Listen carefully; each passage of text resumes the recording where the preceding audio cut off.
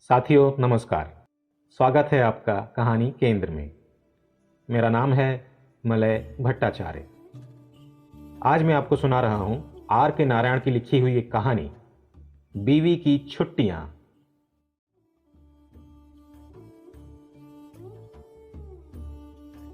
कन्नन अपनी झोपड़ी के दरवाजे पर बैठा गांव के लोगों की आवाजाही देख रहा था। तभी तेल बेचने वाला सामी अपने बैलों को हाँकते हुए आया और वहां से गुजरते हुए कहने लगा, आज तुम्हारे लिए फुर्सत का दिन है ना? तो फिर दोपहर को तुम मंटपम क्यों नहीं आ जाते?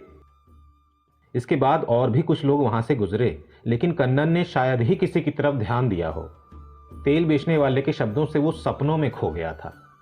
मंटपम खंभों पर खड़ा हुआ एक पुराना ढांचा था, जिसमें जगह जगह दरारें पड़ गई थीं और जिसकी चिनाई झड़ झड़ कर तालाब में गिरती रहती थी। कन्नन और उसके दोस्तों के लिए वो जगह क्लब हाउस की तरह थी। वे सब अक्सर दोपहर में वहां जुटते और पूरे जोशो खरोश के साथ पासे खेला करते थे। कन्नन को वो जगह पसंद तो थी ही, वहां की मिट्टी की गंध भी खास तौर पर उसे अच्छी लगती थी। मंटपम की बड़ी बड़ी दरारों से झांकते आसमान और दूर दिखती पहाड़ियों का नजारा उसे खूब आकर्षित करता था। ये सब सोचते सोचते ही वो मन ही मन कोई धुन गुनगुनाने लगा। वो जानता था कि अक्सर दरवाजे पर बैठे देख लोग उसे आलसी कहते थे, लेकिन उसे इसकी फिक्र नहीं थी। उसे काम पर नहीं जाना था, क्योंकि जाने के लिए कहने वाला घर में कोई था ही नहीं। बीवी अब भी बाहर थी। बीवी को बैलगाड़ी में बिठाकर उसने जब कुछ दिनों के लिए मायके भेजा तो बड़ा खुश हुआ था। उसे उम्मीद थी कि उसके माँ बाप उसको अभी कम से कम 10 दिन और रोकेंगे। हालांकि इसका मतलब यह भी था कि उसे अपने छोटे से बच्चे से भी इतने दिन के लिए दूर रहना पड़ेगा। लेकिन उसने मान लिया था कि बीवी को खुद से दूर भेजने के लिए इतनी कीमत तो चुकानी ही पड़ेगी। उसने मन ही मन सवाल किया, वो अगर यहां होती तो क्या मुझे इस तरह आराम करने देती? वैसे उसे नारियल के पेड़ों पर चढ़ना पड़ता था।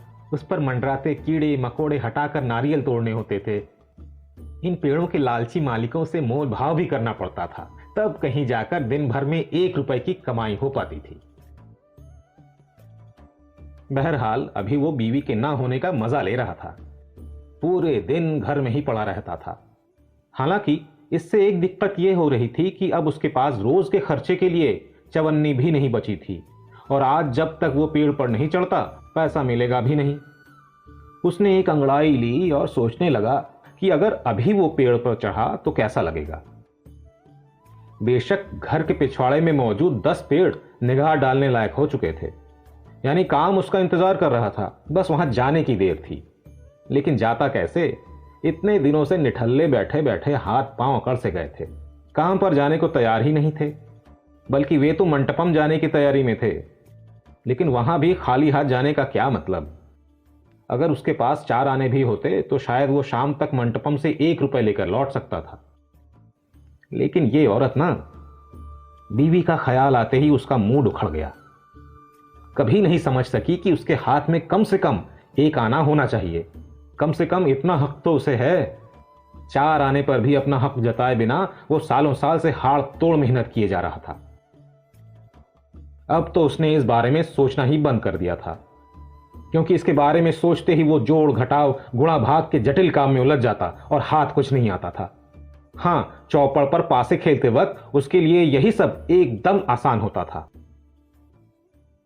तभी एक आइडिया उसके दिमाग में कौंधा और वो दरवाजे से उठकर घर के भीतर की ओर लपका। कोने में एक बड़ा संदूक रखा हुआ था। सालों पहले इस पर काला रंग पोता गया था।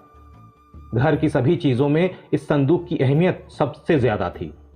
पत्नी का था, जिस पर पुराने जमाने का बड़ा सा ताला लटक रहा था।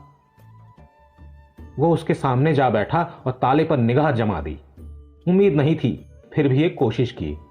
ताले को जोर की ठोकर मारी और उसके अचरज की सीमा न रही जब एक ही ठोकर से ताला खुल गया। भगवान ने आज मुझ पर बड़ी दया की है, उसने खुद से कहा और संदूक का ढक्कन खोल दिया। उसमें रखी पत्नी की चीजों को देखने लगा। कुछ ब्लाउज थे और 2-3 साड़ियां। एक तो उसने उसे शादी के वक्त खुद ही उपहार में दी थी। ये देख उसे अचरज हुआ कि वो साड़ी उसने अब तक संभाल कर रखी हुई है, जबकि ये वो फिर आंकड़ों में उलझ गया था। शायद कीमत याद कर रहा था। याद नहीं आई तो दूसरी वजह सोच ली। मेरे ख्याल से वो बड़ी लोभी है, इसलिए इसे संभाल कर रखा होगा। और सोचकर हंस दिया। वो बीवी के बारे में इस बदनतीजे पर पहुंचकर खुश था, पर अभी उसे लकड़ी के छोटे से बक्से को ढूंढना था जिसमें उसकी बीवी नकदी रखती थी। उसने सभी कपड़े किनारे रख दिए और उसे तलाशने लगा। वो मिला तो जरूर, लेकिन खाली। बस खुशकिस्मती के लिए तांबे का टुकड़ा पड़ा हुआ था। आखिर पूरी नकदी गई कहां? उसने गुस्से में सवाल किया। वो सोच रहा था, यकीनन वो एक एक आना भाई या किसी और के लिए अपने साथ ले गई है। तो क्या मैं यहां गुलामों की तरह मेहनत करके उसके भाई के लिए एक एक आना जमा कर रहा हूं? अगली बार देखता हूं उसके भाई को, गर्दन न मरोड़ दी तो देखना। उसने इतना कहकर खुद को दिलासा दिया। आगे कुछ और सोच ही रहा था कि उसकी नजर सिगरेट के लाल रंग के टीन के डिब्बे पर पड़ गई।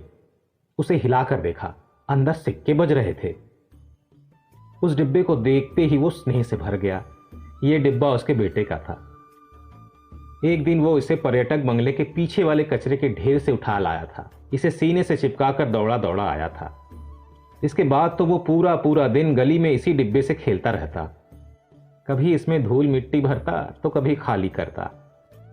ये देख एक दिन कन्नन ने उसे सुझाव दिया कि वो इस डिब्बे को पैसे जमा करने के काम में ले सकता है।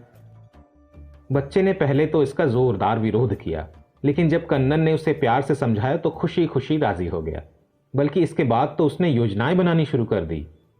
कहने लगा, जब इसमें खूब पैसे जमा हो जाएंगे तो उस बड़े मकान वाले लड़के की तरह मैं भी मोटर कार खरीदूंगा, एक हरी पेंसिल और मुंह से बजाने वाला हारमोनियम।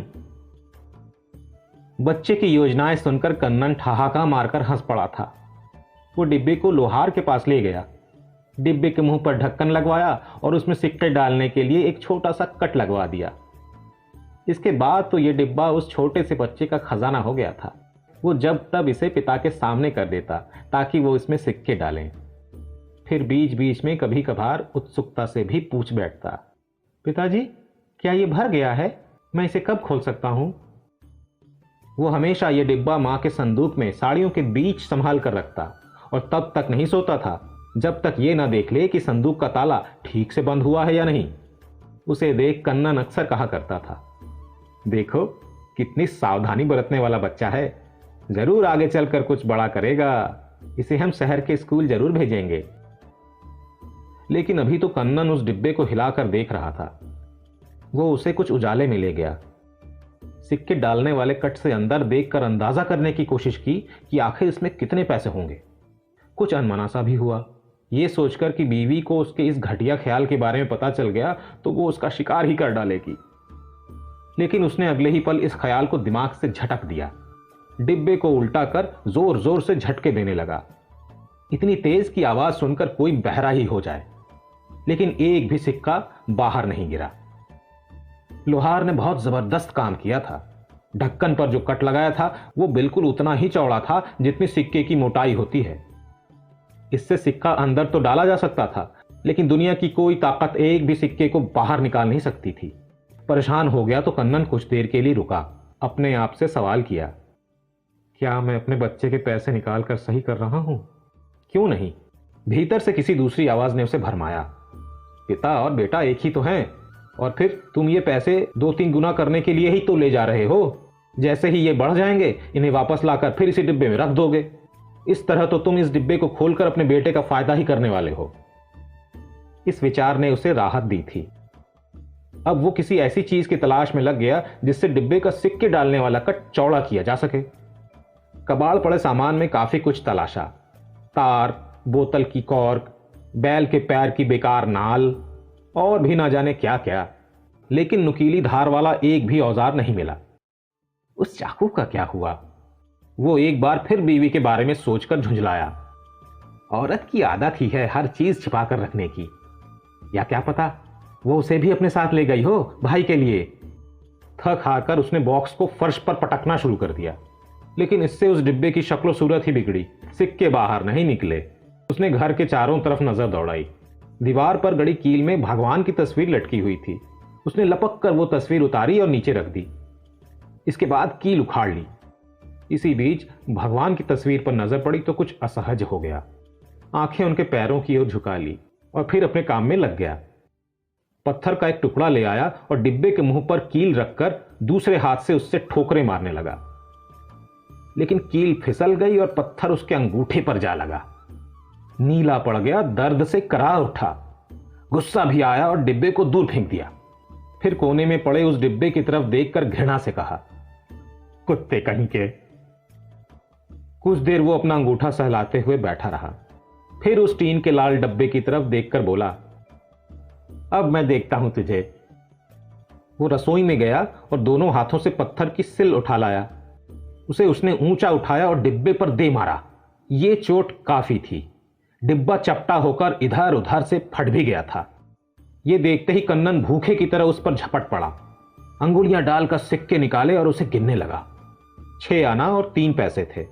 उसने उन्हें उठाकर कमर में धोती की छोर से बांधा, घर में ताला लगाया और बाहर चला गया। मंटपम में आज किस्मत उसका साथ नहीं दे रही थी। साथ क्या, आसपास भी नहीं फटकी थी। थोड़े ही समय में वो पूरे पैसे हार गया। लेकिन मन नहीं माना तो उधार लेकर खेलने लगा। वो पैसे भी हार गया। तभी किसी ने सुझाव दिया, अब उठ जा, किसी दूसरे मालदार आसामी को खेलने दे। अनमने ढंग से कन्नन उठा और घर की ओर चल दिया। दिन का सूरज अब भी तप रहा था। जैसे ही वो अपनी गली में पहुंचा, उसने देखा बीवी सामने से चली आ रही है। उसके एक हाथ में गठरी है तो दूसरे से बच्चे को पकड़ रखा है। कन्नन जहां था वहीं जड़ हो गया। क्या मैं कोई सपना देख रहा हूं? वो बुदबुदाया। तभी बीवी उसके एकदम पास आ पहुंची। बोली, एक बस इस तरफ आ रही थी, मैं भी उससे घर लौट आई। इतना कहकर वो घर के दरवाजे की तरफ चल पड़ी, पीछे पीछे कन्नन। उसके चेहरे पर हवाइयां उड़ रही थी। घर में संदूक खुला पड़ा था। उसका सामान यहां वहां बिखरा था। चपटा टूटा लाल डिब्बा और भगवान की तस्वीर जमीन पर पड़ी थी। जैसे ही वो अंदर जाएगी वो सब नजर आ जाएगा। ये सब सोच रहा कन्नन बिल्कुल नाउम्मीद हो रहा था। उसने आगे बढ़कर किसी मशीन की तरह दरवाजा खोला। तुम इतने परेशान क्यों दिख रहे हो? अंदर घुसते हुए उसकी बीवी ने पूछा। उसका बेटा हाथ में कुछ सिक्के लिए हुए था। उसने बताया, ये पैसे मामा ने दिए हैं, इन्हें बॉक्स में रख दीजिए। इतना कहते हुए उसने जैसे ही हाथ थामा, दर्द के मारे कन्नन की चीख निकल गई। अरे, ये आपने क्या कर लिया पिताजी? बच्चे ने पूछा। कुछ नहीं, मेरे हाथ से ही पत्थर से अंगूठा दब गया। इतना कहकर वो मां और बेटे के पीछे घर के अंदर घुस गया, आने वाले तूफान का सामना करने की तैयारी करते हुए।